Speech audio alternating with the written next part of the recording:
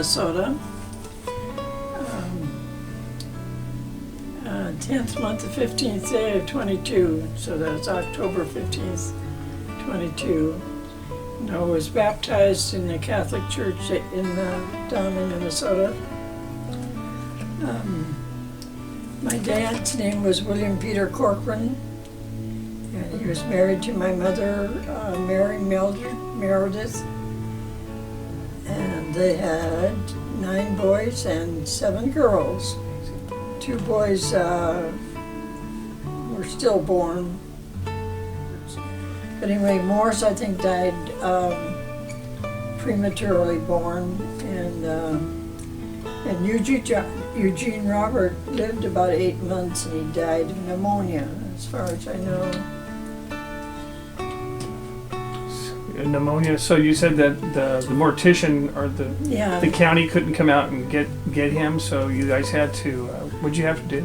Anyway, we all stayed up, set up with, and we took turns because it was a kind of a long, cold night, and because we had rats, and we had to watch the baby so the rats wouldn't get in. That's a terrible story. I spent my teenage years in Morris, Minnesota, and we lived on a farm there. So that means that we lived off the land. We were farmers, and we milked cows, and that was our weekly income was from the cows. And my dad worked for the WPA project. That means we were on welfare, and those were during the drought years in the 30s. It's very bad. We were all poor, but we didn't know it. We raised turkeys and chickens, and of course the cows and the horses. We had a lot of horses. My dad took the 3 teams of horses with him when he worked for the WPA project. They built dams, and so he got extra money for the 3 pair of horses that he used while he was working there for the WPA. I would get up and milk cows, and then... You got up around 6 in the morning. Yeah. You had to work pretty hard to milk those cows. How many cows did you have to milk? Oh, well, we each had 4 to milk, 4 cows to milk. And there was 4 or 5 of us that were milking. So you had a lot of cows, actually. We had a lot of cows, yeah.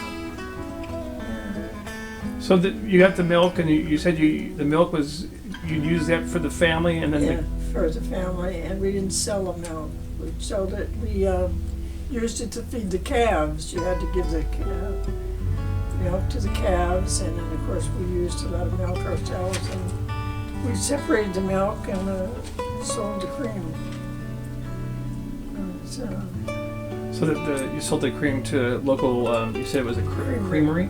Yeah. Okay. Yeah. Did they give you a lot of money for that cream? Or was it, do you remember? I don't know, the cream checks were big enough to buy sugar and flour and staples like that. Yeah. Because we had everything else. We had the lard from butchering animals. We had the lard from the pigs, and we had the grease from the beef. It's called tallow. So we had our own lard and our own tallow and such. So we didn't have to buy butter. Because we turned our own butter. You made your own soap? Huh? You made your own soap? Yeah, we did make our own soap too, from the tallow and the fats. Yeah. Corn cobs, we'd shell the corn and feed the corn to the animals, and then we use the corn cobs for fuel to burn in our stoves and our cook stoves, and used mostly to start the stoves with. It's quick. Oh. It was quick stuff, you you start your stove with corn cobs, and then of course you use wood or coal or whatever because you had to bake bread every day, and so you had to have. That way, that's pretty neat. We had a big old house that we lived in, and one room we filled it up with corn cobs. It was such a big house that the one big room was full of corn cobs, so we didn't have to let the corn cobs get wet or anything like that in the weather. Didn't have to let them get covered with snow or anything. We had this one great big room. The house itself was called like an old hotel that we lived in. So there was a lot of rooms, quite a few rooms. Did you rent it? Yeah, we were renting, yeah. And we lived right on, the road was, I guess you call it the highway. Yeah, the highway was just a couple blocks from the house. So we were close to the highway. And we lived, there was a river running through the property, so that was very convenient. And during the drought years, we had our garden down by the river, so we could get water out of the river for our garden. And we had a big old garden.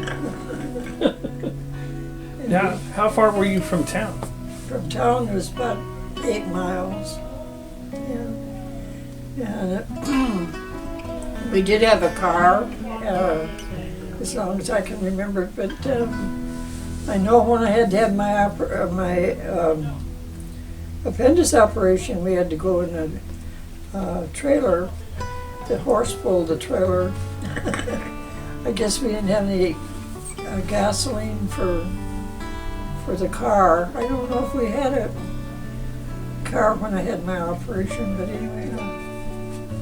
You had a lot of kids sleeping together to keep warm? Oh, well, we had about five kids sleeping in each bed, but it wasn't because to keep warm, it was because we didn't have any more beds. I was making it sound good. Were they big beds though, or were they kind of small? Just standard sized beds. They weren't queen they weren't queen or king or just regular sized beds. And there was about 5 in the bed at night. Yeah. Of course, we were all little then. So your mother would bake bread every day, and you had to get up and help her. Every day, yeah.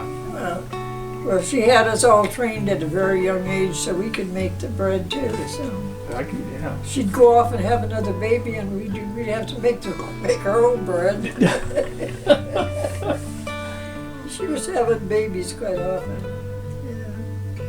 Yeah, we made all our own blouses and dresses and things like that, and we made them out of the flour bags, where we bought 100-pound bags of flour, and it was the beautiful floral designs on the bag, and that's what we made our clothes out of. We used a lot of flour because we made our own bread and rolls and such. So how many kids were in your school? Oh, there was 8 grades. And I would say maybe 20, 25 kids in this classroom. Yeah, for 8 grades. And it was one teacher, or? One teacher, yeah. And had a big old furnace over in the corner. Big old furnace to keep it for heat during the winter. So tell me the story. It sounds like you were saying you were around, how old were you? Well, I must have been about 9 years old, I would think. And your mother gave you the responsibility, or each one of your children had a responsibility of taking care of a younger child while you were in the river. Yeah. Right? And then, so you were given your brother Joseph, and he was about 9 months old? Yeah, he was about 9 months old. He was in a blanket, wrapped in a blanket, and So tell us the story. What happened that day? What happened? So she gave you Joseph. Tell us what happened. Well, we were all just swimming along, and evidently I had him in my arms, and I guess he was just so light that he just floated right out of my arms, as far as I know. And then when we thought, where's Joey? Why, we looked around, and he was about a block down the stream, floating along with his little blanket was flipping in the waves.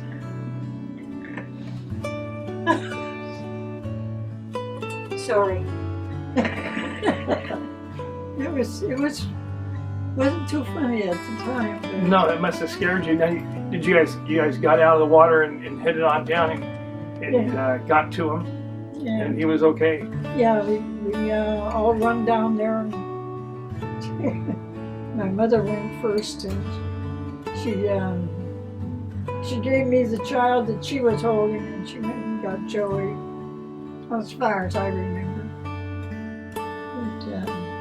But I think that ruined our day.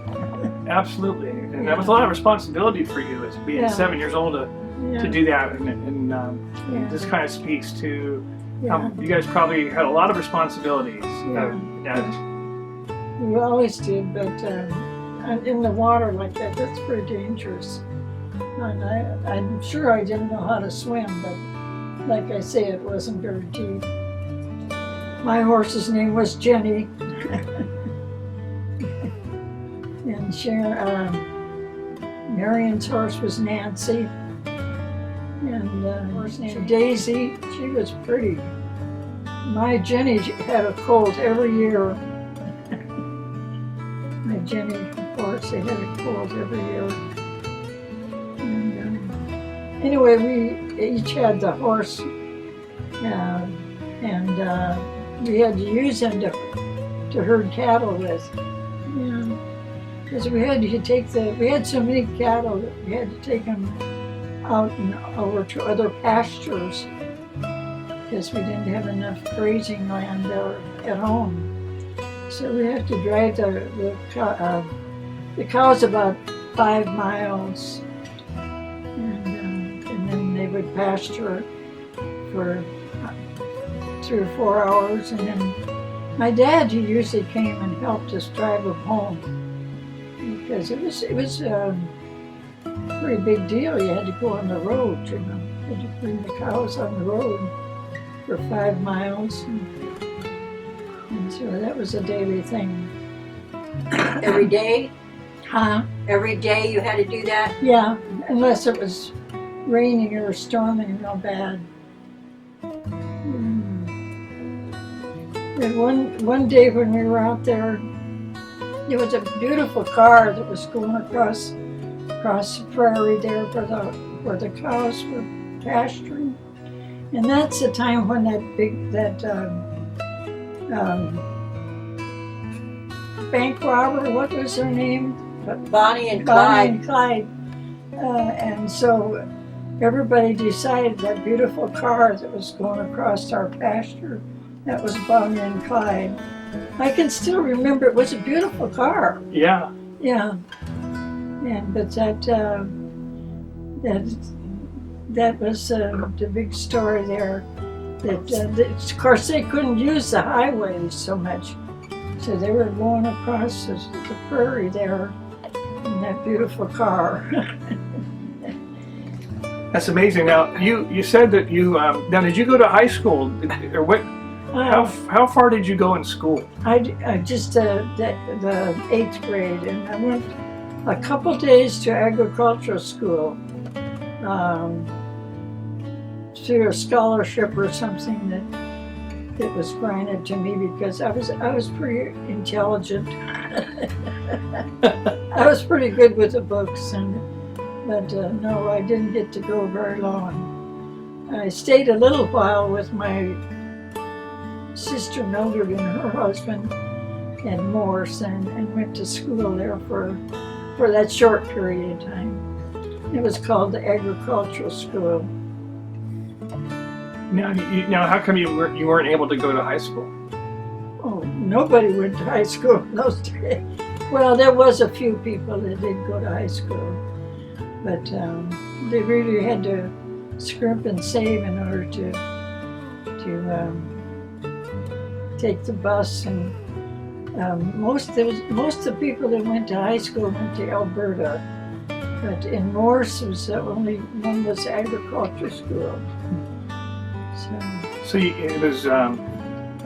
A lot of people didn't go because they didn't have enough money to go, huh? No, nobody had enough money to go to high school. But I think I got more out of the 8th grade than most of the kids did that went to high school, because I was compared to them in many instances, and I won the spelling bee and all that other stuff.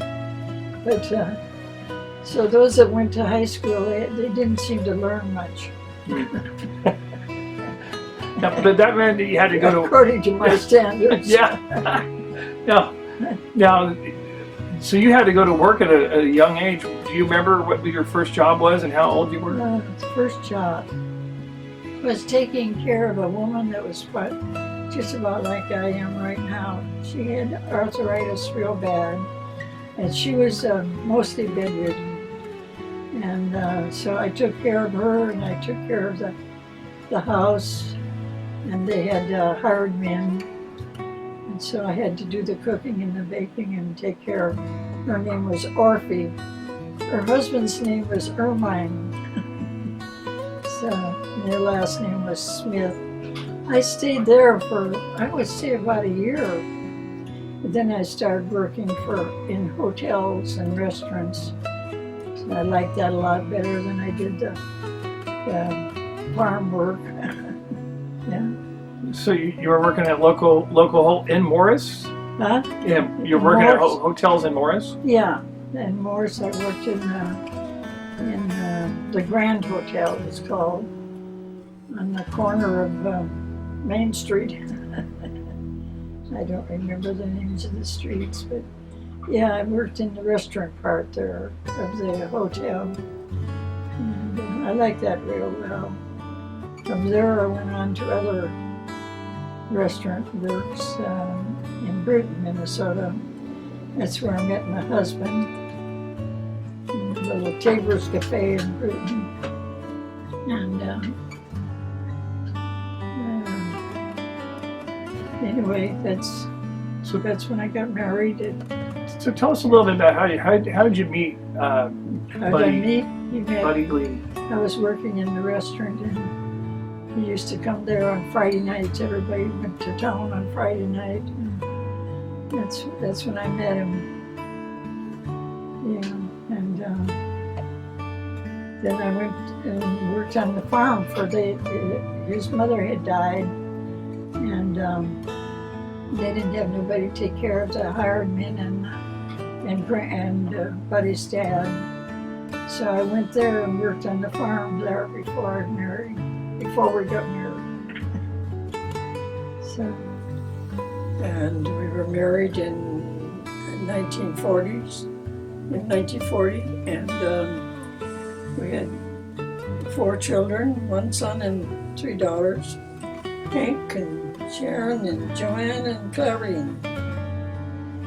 So tell me a little bit about Buddy. I thought you mentioned, so what really got you guys, well, how did he know, how did you meet him, and how did you really get the relationship going? I think you said he had a girlfriend maybe, or you seen, how did that happen? Well, he just came to town on Friday night, and that's where he asked me to date. So we used to go to Alexandra after I got off work. We'd go to Alexandra, and that was quite a few miles away. That's where Irene lives now, in Alexandra. Yeah. So anyway. What attracted you to Buddy? Well, he had a nice car. Well, first I was dating his neighbor. His name was Hoot Gibson. Now we're getting into the good business here. Okay, so I know we dive into this a little bit. Hoot Gibson had a nicer car than Buddy did, but Hoot was Hoot. He was really a hoot. He was kind of thought he was sophisticated and kind of highfalutin, but Buddy was more my type, more down to earth. So I was with Hoot Gibson one night and went home with Buddy instead. I dropped Hoot. So anyway. So what attracted you to Buddy? You said he had a nice car. Yeah, well, he had not a real nice car. Hoot had a real nice car, and they had a real beautiful farm. And he was, he would have been a pretty good person to marry as far as financial concern. But I like Buddy's type better. So. He was down to earth, huh? Huh? He was down to earth? Yeah, more down to earth. And he was funny. He was a dry humor.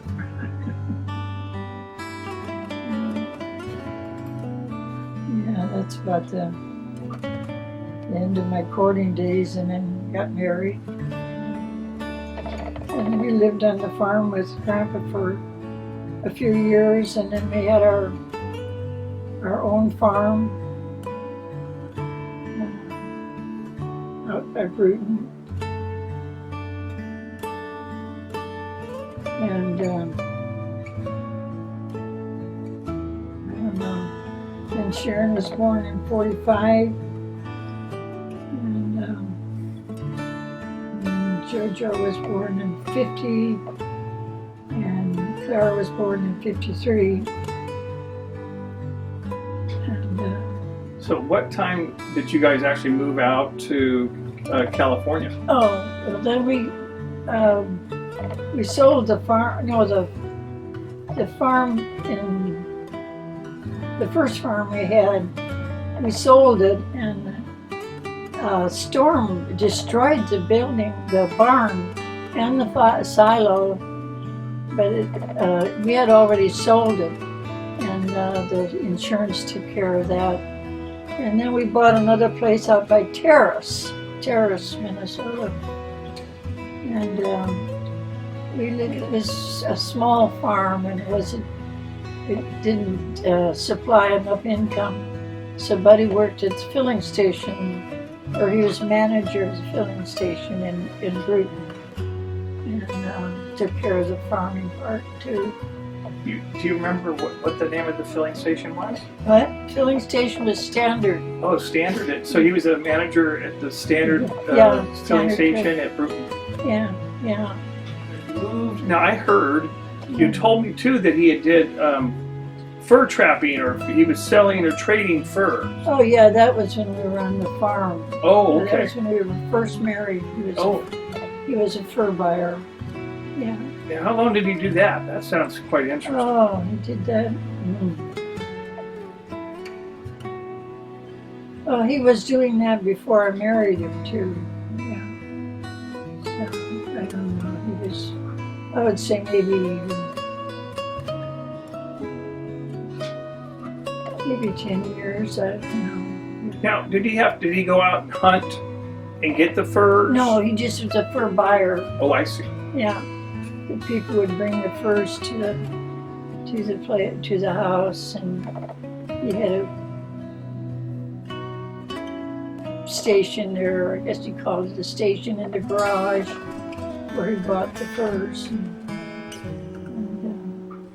they usually had them already skinned when he bought them, so he didn't. And all he had to do is put them on a board and stretch the furs. Didn't he sell it to the big furrier in San Francisco?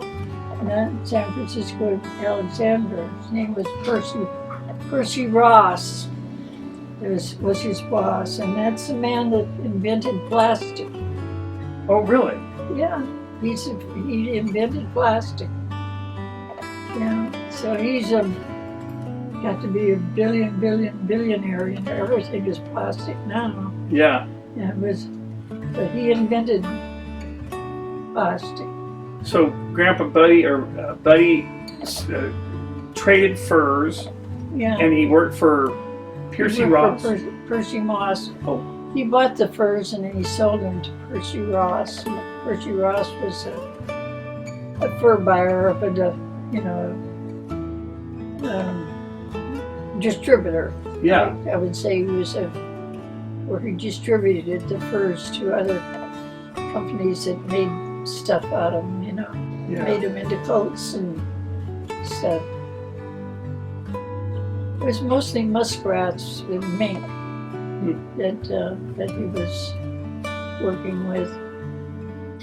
The minks were real pretty. There was some foxes, but not too many foxes, and some wolves. W-O-L-V-E-S. Can't pronounce it. Very interesting. So then Ambrose came home from California, that's Buddy's brother, and he said, well, why don't you come to California? So we packed up and come to California with... So Ambrose came back and said, come to California. So you guys got up and packed up everything, moved to California. Yeah. And that was in 1950. 1950. Joanne was born in 50. That's when she was a little teeny baby. Oh wow. Yeah.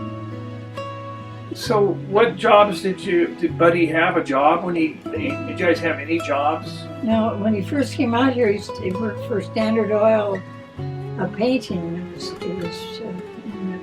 He was painting them high standard things. What do they call those big Towers? towers? Yeah. He didn't like that job very well. He doesn't like heights. Oh, so he was painting he was, by oil refinery, yeah. oil pumping rigs and stuff? Yeah, I don't know exactly what it was, but he painted those towers. That's the first job that he had that I remember. So he didn't stay there very long, and he went to work for Marchand's. It's a manufacturing where they make business forms. Interesting. Okay, so going back, so you're in California. It's in the 1950s, and what town did you guys first live in? We lived in Richmond, 1310 Ohio was our first address. No, And then we moved to McBride. 13.